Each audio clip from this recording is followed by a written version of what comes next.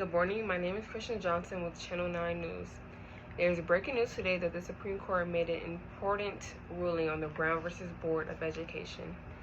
This case was about the Supreme Court ruling that separating children in public schools on the basis of race was unconstitutional. It signed the end of legalized racial segregation in the schools of the United States, overruling the separated but equal principle. Brown v. Board of Education was one of the cornerstones of the civil rights movement and helped establish the precedent that separated but equal education and other services were not, in fact, equal at all. The court ruled that separating children in public schools on the basis of race was unconstitutional for the plaintiff/defendant Oliver Brown.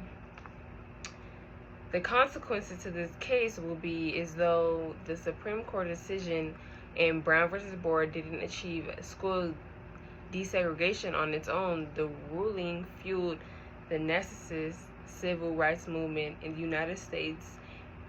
In 1955, a year after the Brown v. Board of Education decision, Rosa Parks refused to give up her seat on a Montgomery, Alabama bus.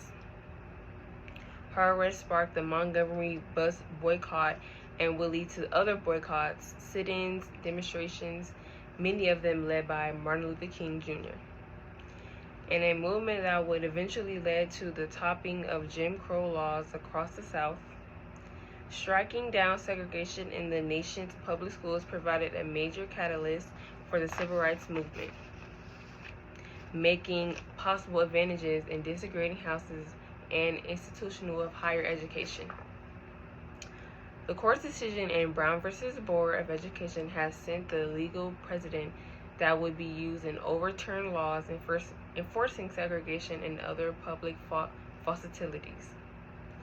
But despite its undoubtable impact, the history verdict fell short of achieving its primary missions of interrogating the nation's public schools.